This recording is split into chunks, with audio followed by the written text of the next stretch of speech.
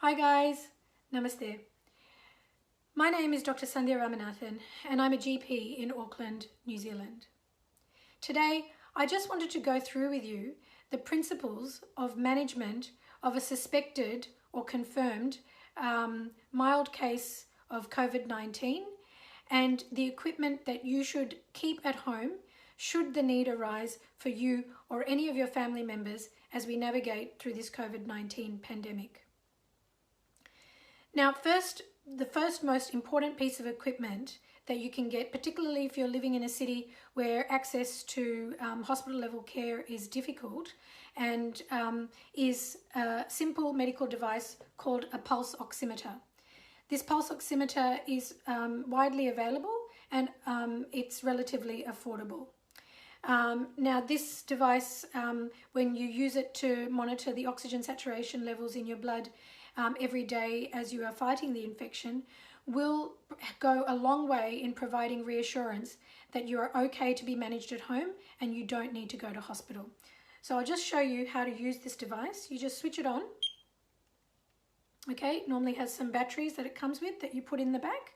Then you just slot your index finger into the oximeter and it shines a light and determines what the oxygen saturation level is at the moment in your blood, and it looks like mine is not doing too bad at the moment. It's 100% and the number below is my pulse rate. Okay, so this is a very important device that you can invest in to make sure that your family stays safe. The normal range is between 95 and 100. If your oxygen saturation is falling below 93, and if it's associated with shortness of breath, it is an indication as well that you definitely need to get some urgent medical advice. The other simple pieces of equipment I'd like you to stock up in your house, a packet of large balloons, and I'll explain to you this in a minute. The other thing is also a straw. It can be a reusable straw, plastic straw, paper straw, anything will do. Now, if somebody in your family is to come down with symptoms suggestive of COVID and you can't get a test, that's okay. No need to panic. We know what we can do to basically get the best possible outcome if you carefully follow what I go through in this video. Another thing I'd like to request at the outset of this video is if you can please, I humbly request, watch this video till the end. It will provide a lot of useful information, and please share it with as many of your family and friends as you can as possible, because in doing so you will be saving lives. Now, the first principle of management of this condition at home is priming your immune system. Now, our immune system is our first port of defense in fighting any infection, and COVID-19 is no different. So it's very important that we have a good diet that is rich in real food, colorful vegetables and fruit, and minimize any junk, processed foods and alcohol or fizzy drinks, etc. Also, you need to stay well hydrated with water, and you need to remain calm, because this is an issue where your mind will very much determine what will happen to your matter or to your body. So it is very important that you stay calm, and these breathing exercises that I'll be showing you later will also help you do that. Now, in addition to your base immune system, which you need to keep primed with your excellent 8 hours sleep a night, I would, at the first sign of illness, add 3 immune boosting supplements every day, and that is zinc, vitamin D, and vitamin C. You can add something else if you wish, like turmeric, echinacea, but these 3 are essential: zinc, vitamin D, and vitamin C. Okay, so that covers your immune system. All right, and so we'll be taking that every day. The next most important principle of management is reduction in viral load. Now, when you get infected with COVID-19, it enters mainly from somebody else's infected respiratory droplets through your nose and your mouth, and also sometimes through your eyes. So if you are out and about and you can't maintain a social distance of at least 2 meters, or if not 1 meter, then you need to be wearing a mask that covers your nose and your mouth, and preferably some glasses as well, because even if you do interact with somebody that may be infected, this will help reduce the viral load as you basically interact with this person in terms of how much virus dose you are taking into your system. Now, say somebody in your family starts coming down with symptoms such as fever, dry cough, running nose, sore throat, loss of smell or loss of taste. It is important to start working on diluting that viral load straight away. So the most important thing is doing gargling twice a day with warm salty water, and even preferable to that is a betadine mouth rinse.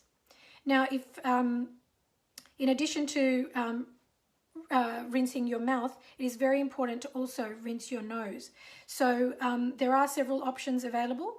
One of them would be just a saline nasal spray that comes in a spray bottle, which you can just spray up each nostril, and you can repeat that as many times as you want through the day.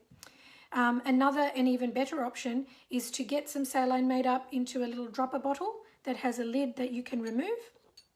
Okay, and into that I would like you to drop a few drops of betadine concentrate, okay, like so. Then you put the dropper lid back, and it has another lid that goes on top, and that you basically twice a day, and if you're going in, you basically drop it into each nostril, okay, and that will help dilute. Even better than this is if you make up a saline nasal rinse, and you can get these nasal rinsing bottles, okay, that look something like this, and in that I have just put 250 mils of water that has been boiled in the kettle and cooled down, and to that I am going to add half a teaspoon of bicarb soda and half a teaspoon of salt, okay, and I've already added that into this. And in addition to that, I'm going to put in a few drops of betadine concentrate.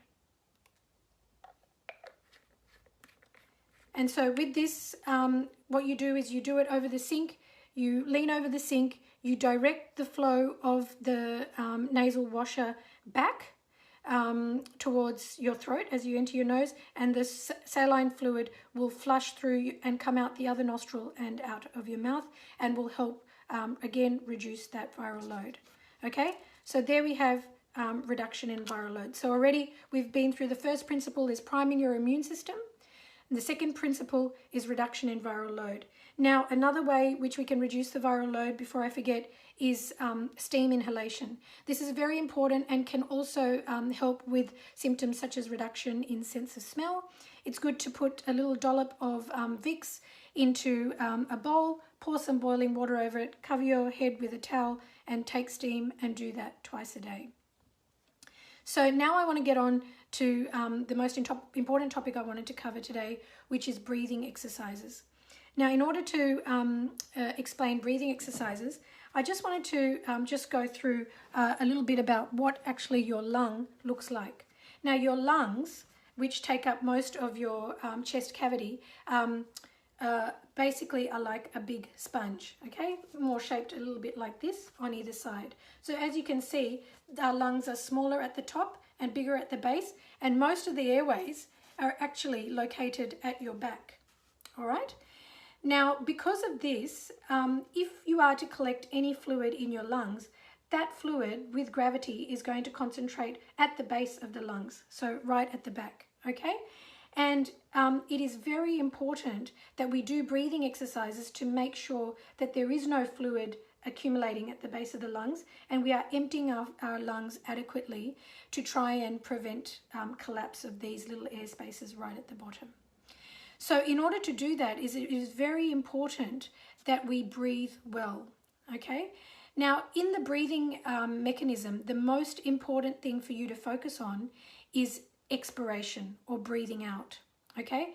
Now, this is because when you breathe out, you are emptying your lungs of any you're emptying your lungs as much as possible.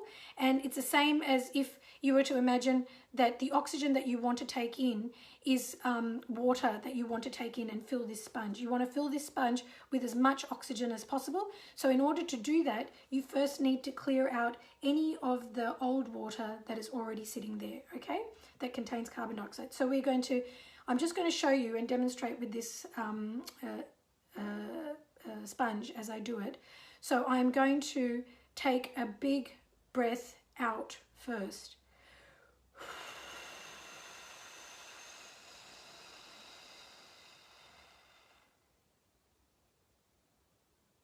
I'm going to hold it there.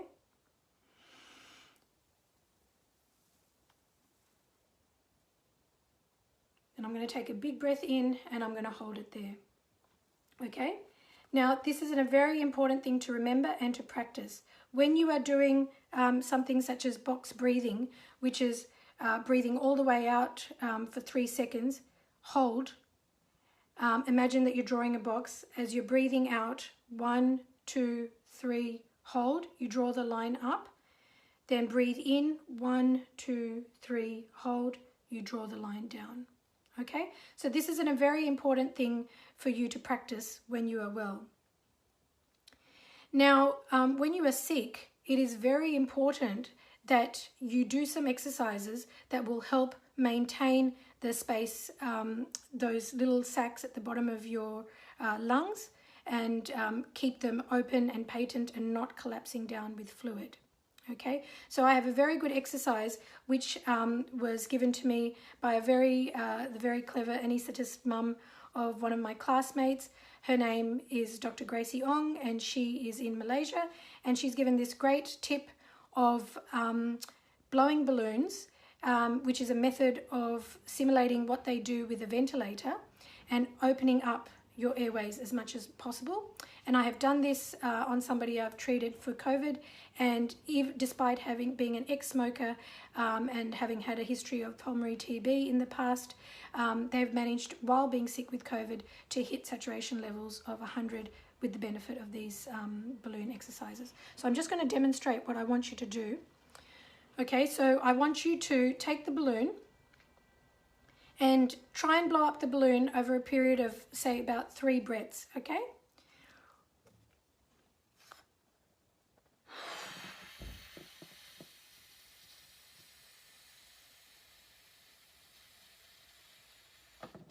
Okay, that's 1 breath. Okay, I'm going to get a good hold of it, and now I'm going to give it another one.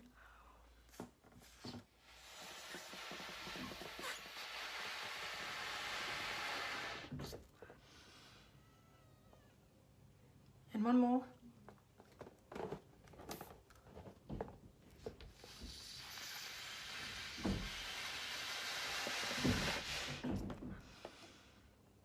Okay, and then I can just take the balloon. And now let's just check how my oxygen saturation is doing. And I'm sure it's improved, because that was a lot of effort. So basically what you're doing there is you're blowing out against resistance. That is a very good way to keep your airways patent. And there you have, I've just hit 100. Okay, now if you find that it's quite difficult, if you have elderly family members and they find it quite difficult to blow a balloon, you can pretend you are blowing a balloon, so they can just, pretend they have an imaginary balloon and just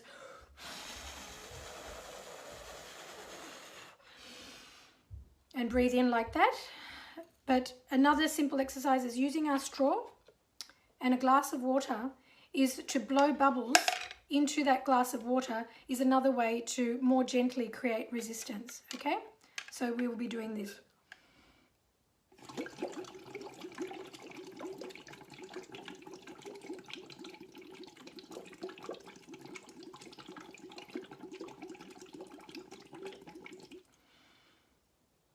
And this is another very good way and a good exercise to do. And I would suggest that you would do these exercises seated, and you would do these several times a day and recheck your oxygen saturations.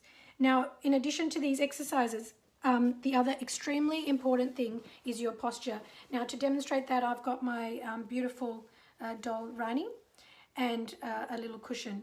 Now, as I explained to you, the lungs are mainly, most of the airways are mainly situated at the back. So if we are to lie down for prolonged periods of time, what's going to happen is those airways, which are mainly located at the back, are going to get squashed and more likely to collapse. So when you are sick, it is very important, and it's good to start doing this when you're feeling well, is to sleep on your front. Now, you might think that that's very uncomfortable, and if you have the pillow under your head this way, it is going to be uncomfortable. But if you rotate the pillow long ways and you sleep with it under your chest, as you can see, Rani is able to fully expand her chest at the back. And I've had another case where a lady in her 70s was having saturations at 92, and she couldn't have access to any hospital beds, but just by sleeping at night on her tummy, she was able to bring her saturations back up to a safe level. So this is a very, very important thing. If you are sick, you are not meant to spend prolonged time lying on your back, and it's preferable to lie on your front, which is what they call a prone position, and it's what they're using in hospitals and also in ventilating these patients. It is also very important to get medical advice, even if it's virtual, at the onset of your symptoms, because I know in some countries they have protocols for simple antibiotics which they can prescribe, which are most effective if they've taken early, and most of these simple can be taken by most people even if they have underlying conditions. One of them is azithromycin, 500 milligrams once a day for 5 days, and some countries are adding in hydroxychloroquine as long as the patient's ECG is normal and they have no other medical problems. But again, that would only be done with somebody medical overseeing it. But the important thing is to stay calm. And if you do these 3 things, I'll just reiterate, they were boosting and priming your immune system. Number 2 was reduction in viral load. And number 3 was breathing exercises and maintaining a close eye on your saturations every day, at least for the first 14 days of the illness, and making sure that it stayed above between 95 and 100. Then you can be very happy that you will be fine and you will make a full recovery. If you need, what I will do is I will, that is quite a lot of information I've covered, but I will keep a brief description in the description box below. And just remember that there will be light at the end of this tunnel, that if you use the knowledge that we have gained over the last 6 months and you practice these things, you have a very good chance of making a full recovery and you will not need hospital level care. So please take all the adequate precautions to not get infected in the first place, and please stay healthy and stay safe. Thank you.